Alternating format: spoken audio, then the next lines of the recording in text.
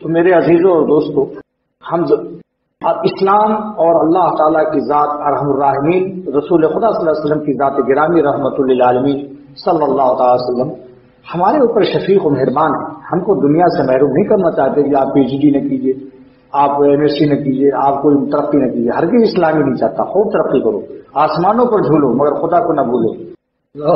آسمانوں پر جھولو مگر خدا کو نہ بھولو.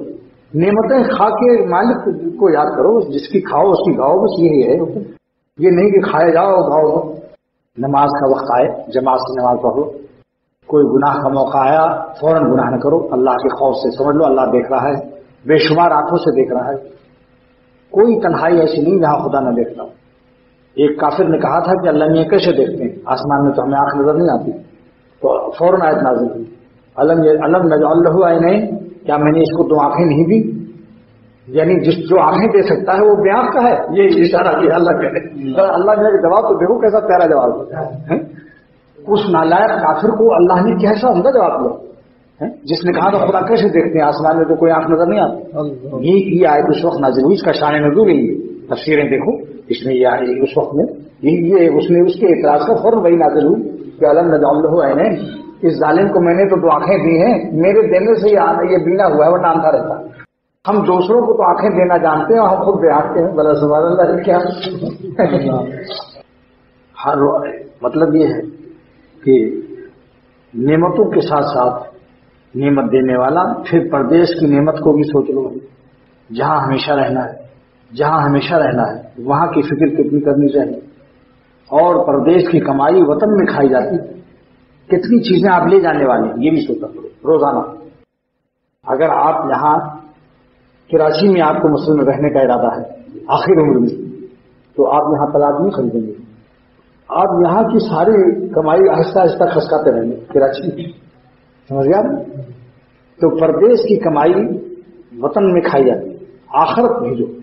اور روزانہ اتنا سوچ لیا کرو کہ اللہ آپ کا شکر ہے کہ آپ نے یہ کاروبار دیا اپنی رحمت سے اور یہ ملازمت بھی دی.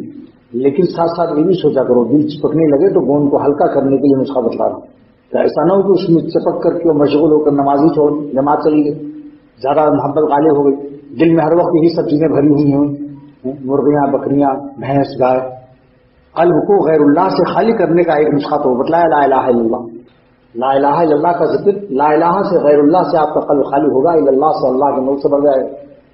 مگر ساتھ ساتھ یہ بھی سوچنا چاہیے کہ جب ہم قبر میں جائیں گے تو ہمارے ساتھ کتنی کرسیاں جائیں گی، کون سی ٹی وی جائے گی، کون سا VCR جائے گا. VCR تو CR ہے، وہ ہندوستان میں CR بہت سارے بچوں کو ڈراتے تھے. اور کتنے مرغی فارم، کتنے فیکٹری، کتنے کارخانے کیا لے جائیں گے مطلب قبر میں جب جائیں گے تو. اس لیے دوستو ہم تو محنت سے کمائیں، ہم تو جماعت کی نمازیں چھوڑ کر حلال حرام کی فکر نہ کریں اور بہت دنیا کما کے چلے گئے مر گئے. اور لڑکوں نے مزہ کیا اور ہمیں عذاب ہو رہا ہے کسی شخص کو، زید کو. یہ کوئی عقل مندی ہے؟ ایک شخص فرض کر لو زید، اس نے خوب کمایا، نماز بھی چھوڑ دی، خوب 2-4 بنگلے بنا لیے اور خوب کاروبار جما دیا. جب روح نکل گئی تو لڑکوں نے تو اسے دفن کر دیا اور ساری جائیداد پر لڑکے مزے کر رہے ہیں. اور ان کا کیا حشر ہوگا؟ ان سے جب پوچھا گیا کہ تم نے جماعت سے نماز پڑھی، ان کا ہم نے بچوں کے لیے کوشش کی تھی کہ بچے کاروباری لائن سے لگ جائیں، رئیس ہو جائیں، مالدار ہو جائیں اور اپنی فکر نہ کریں انسان.